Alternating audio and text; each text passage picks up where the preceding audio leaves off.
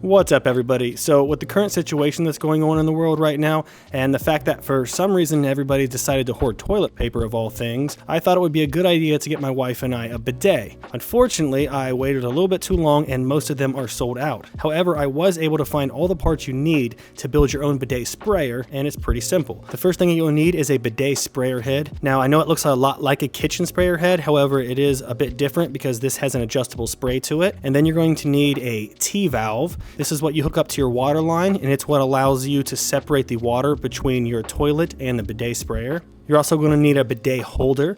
This can mount to the wall or it just hangs from your toilet tank. And the last thing you'll need is a flexible shower hose, and I'll link everything that you need down in the description.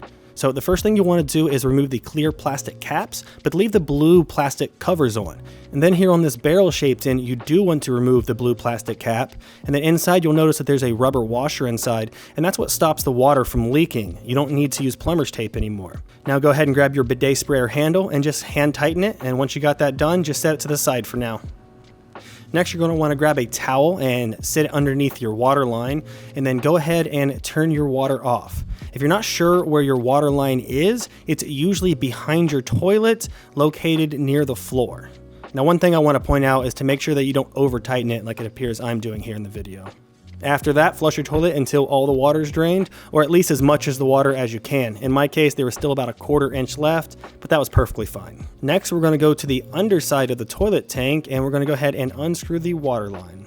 Then we're going to grab our T-valve and take one of the rubber washers that came with it and place it right in the top of it and screw it into place nice and firm just with your hand.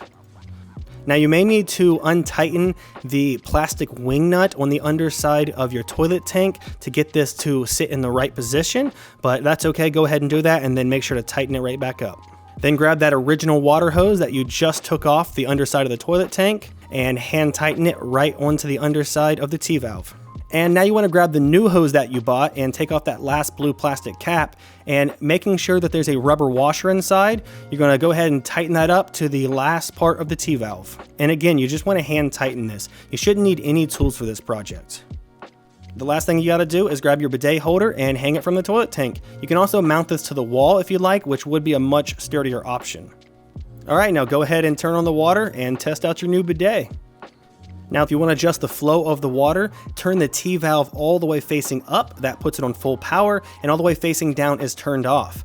I've been leaving mine set to about 20%, and I've never had any problems with it leaking so far. You can also adjust the spray simply by barely pressing in the lever on the spray handle itself. A couple things that I thought were worth mentioning here is that the hose is extremely long. It's a 4-foot long hose, so it does stick out the back of the toilet, so that might bug certain people. However, as you can see here, I don't have the best bathroom anyway, so it doesn't bother me.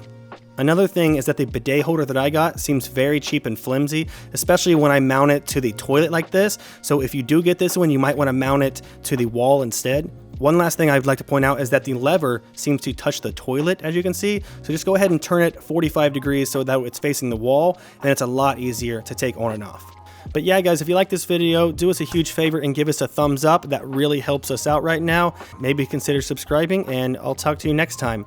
I hope everyone is doing their best to stay safe in these wild times that we're having right now, and just know that we will get through it.